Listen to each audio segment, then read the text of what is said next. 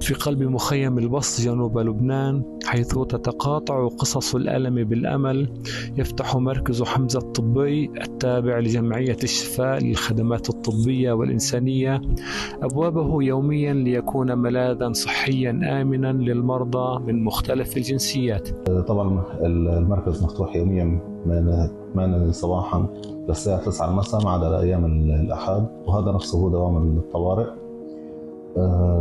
المركز أكيد بيخدم المريض من أي جنسية، كان لبناني، فلسطيني، سوري، بغض النظر عن الجنسية. ويواصل المركز تقديم خدماته الطبية والصحية من خلال مجموعة من الأقسام المتخصصة تشمل عيادات الأسنان والعيون، إضافة إلى أقسام الأشعة والمختبر، في محاولة دائمة للتخفيف من معاناة المرضى وتعزيز حقهم في الرعاية الصحية الكريمة. طبعا المركز مجهز بما يمكننا من خدمة المريض